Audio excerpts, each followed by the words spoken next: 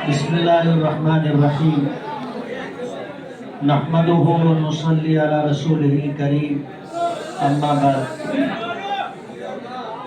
हाज़रीन मजलिस,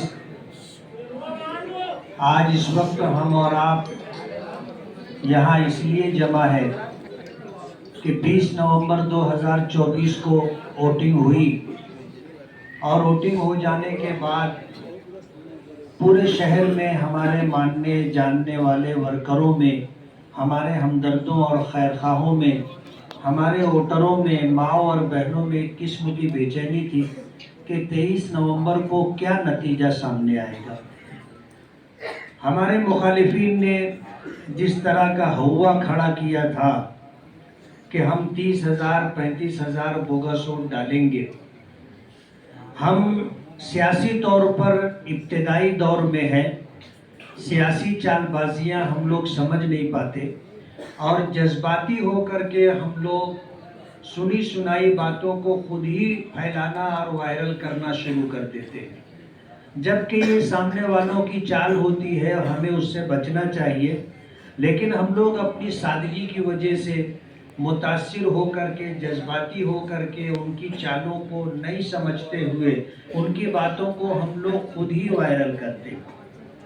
सुबह सवेरे 20 नवंबर को शेख उस्मान हाई स्कूल में एक हादसा हुआ।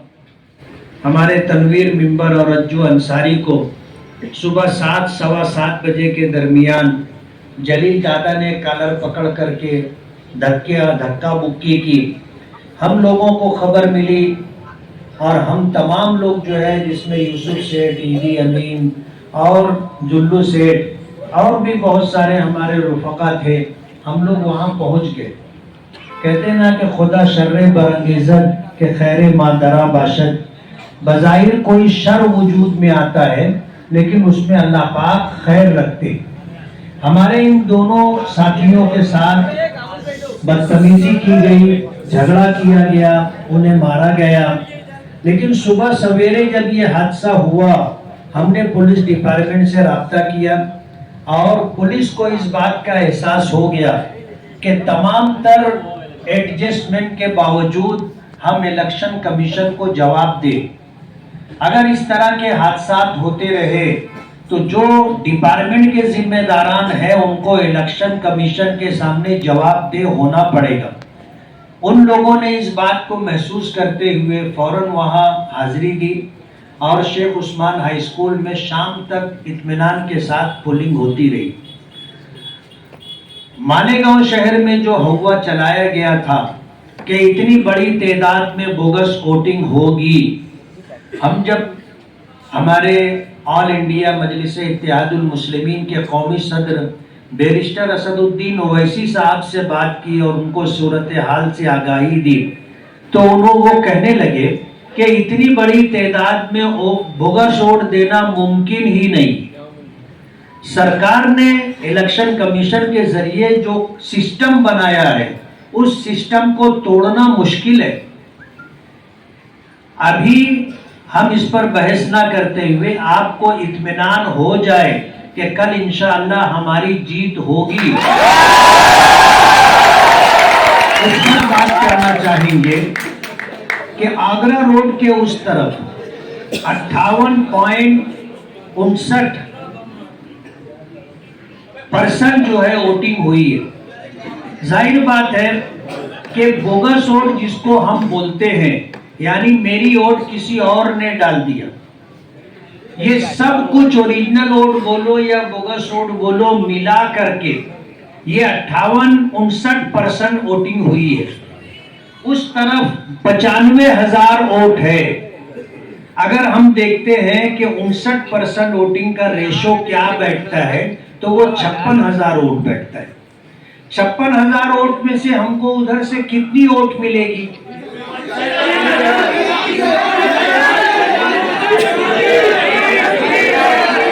हम कोई बहुत बड़ी तादाद नहीं पकड़ रहे हैं।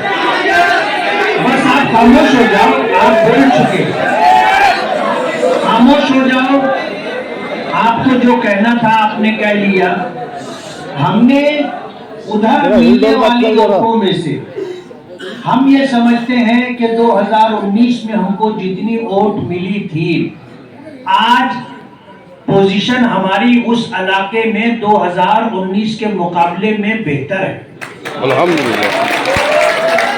2019 में हमें उस इलाके में 27,000 वोट मिली थी।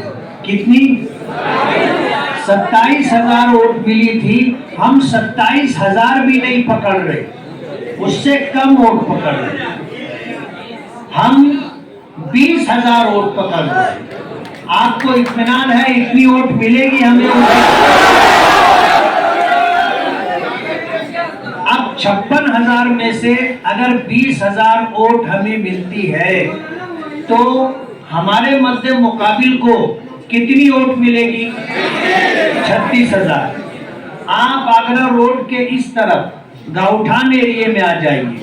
इस इलाके में, पक्के इलाके में, ये वार्ड नंबर 12 है, 13 है, वार्ड नंबर 14 है, 15 है, 16 है, 17 है। इस इलाके में वोट कितनी है आपको मालूम है? 1.5 लाख वोट है। 1,80,000 वोट बताई जा रही है। 1,60,000 वोट है। और इधर वोटिंग हुई है, मुख्तलिफ पेटियों को देखा जाए तो औसतन 75% वोटिंग हुई है। बाल पेटियों पर 86%, 88%, 90% के करीब चले गए।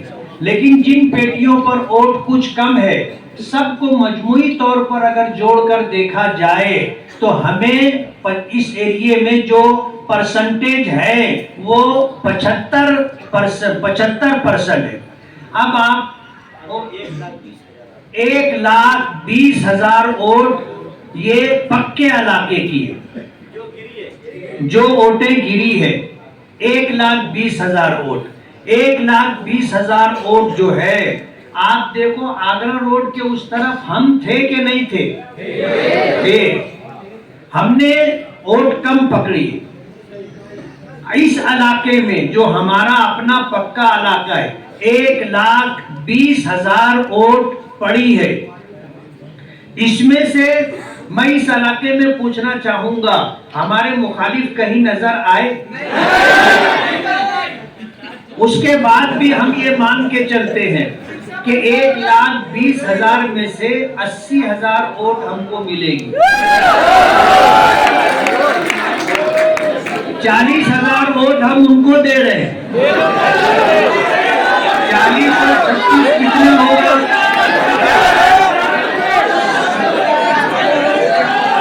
अरे चिल्लाना बंद करो तुम लोग, ये खराब आदत है तुम लोगों की। जितना बोलना है उतना ही बोलना चाहिए, बात समझ में आएगी। 40 और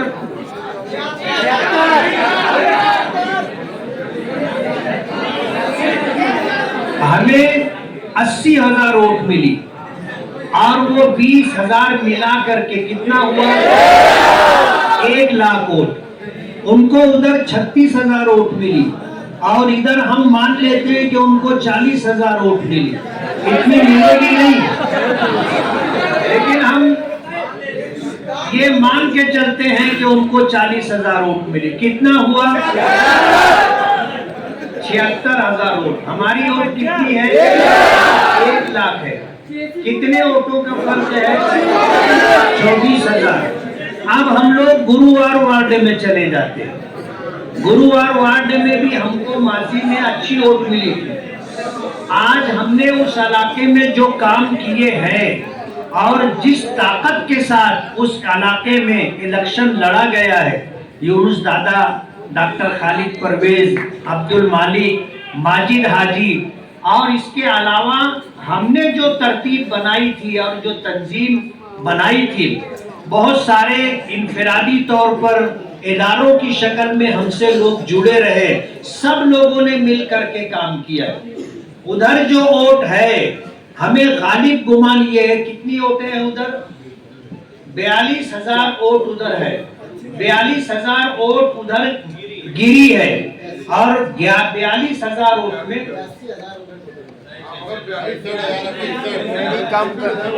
66,000 वोट उधर है, उसमें से 42,000 वोट गिरी है। 42,000 में हमको इंशाअल्लाह 15 से 20,000 वोट मिलेगी। तो वोट कितनी हो गई अपनी?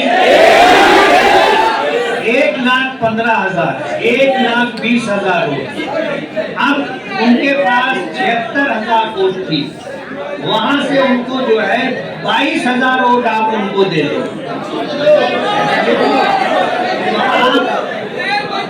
इस तरह अगर हिसाब देखोगे, अभी 4 नंबर वार्ड की वोटिंग की काउंटिंग बाकी है, इसलिए हम आपको इत्मीनान दिलाना चाहते हैं कि सब तरह से अपना नुकसान से नुकसान समझ करके जो हिसाब किताब किया गया है उसमें भी हमारी पोजीशन अच्छी है और इंशाअल्लाह हमें भरपूर वोट मिलेगी। पिछली मर्तबा हमको 1,17,000 से 18,000 वोट मिली थी। गालिब गुमान यह है कि इंशाअल्लाह इतनी वोट हमें फिर मिलेगी, तो हमारी सीट इंशाअल्लाह निकल चुकी है। और इस बात के मुतालिक मैं आपको ये भी बता दूं, कहते हैं ना कि लोग चलती सवारी में बैठना पसंद करते हैं, खड़ी गाड़ी में कोई नहीं बैठता, खड़ी गाड़ी में कोई नहीं बैठता। आज दोपहर से बड़ी बड़ी सियासी पार्टियों के बड़े लीडरों के फोन आने लग गए। इन फोनों का आना इस बात की अलामत है कि उनको इस बात की इत्तला उनके सर्वे के हिसाब से आईबी बोलो और इसी तरह दीगर सरकारी एजेंसियों के जरिए बोलो, डिपार्टमेंट के जरिए बोलो, क्लास 1 ऑफिसरों के जरिए बोलो, जो रिपोर्ट ऊपर गई है उस रिपोर्ट में हमें कामयाब बताया गया है।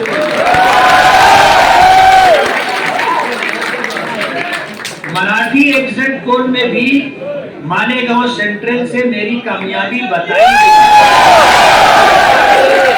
इसलिए आप लोग इत्मीनान रखें, घबराहट में, उलझन में, परेशानी में ना रहे। कहते हैं एक हदीस पाक है, हदीस कुदसी है, अल्लाह पाक फरमाते हैं अना इंद ज़न्नी अब्दी बी, कि मेरे बंदे का मुझसे जैसा गुमान होता है मैं उसके मुताबिक फैसला करता हूं।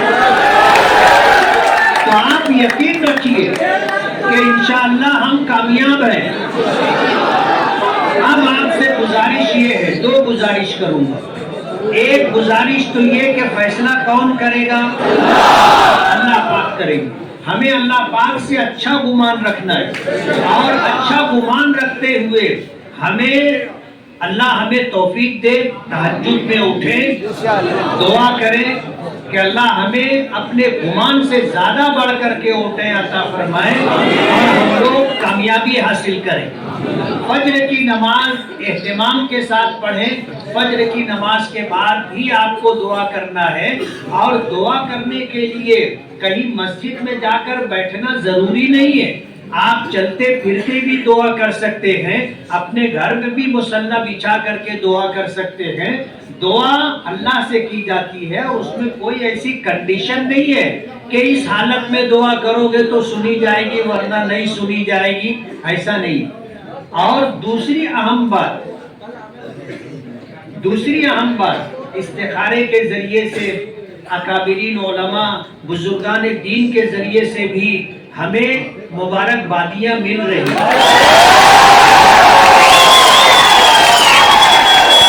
तो हमारी जीत इंशाअल्लाह कल यकीनी है।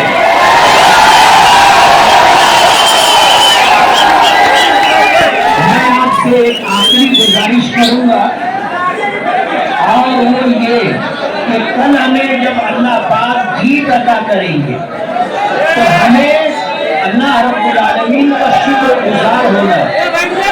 हमें ऐसा कोई काम नहीं करना है जिससे हमारे दीन की बेहुरमती हो, अल्लाह उसके रसूल के अहकामात पामाल हो। समझ रहे हो, पामाल हो।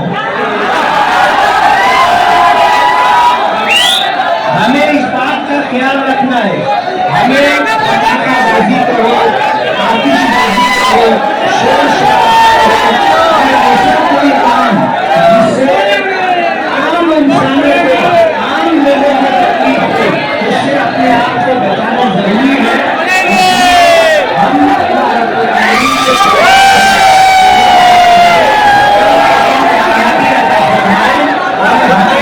शरीयत के दायरे में रह करके खुशी मनाने का, हमें खुशी मनाने का मौका दे। अल्लाह हमें तौफीक दे। और अपनी बात खत्म करते हुए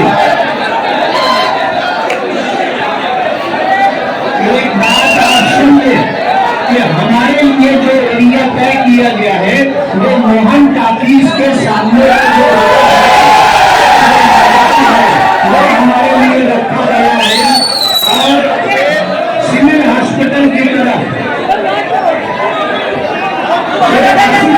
मानने वालों को जगह दी गई है, सिविल हॉस्पिटल के पीछे समाजवादी वालों को जगह दी गई है, और दीगर की तरफ जो है कांग्रेस को जगह दी गई है। आपको अगर आना है तो आप मोहन टाकीज की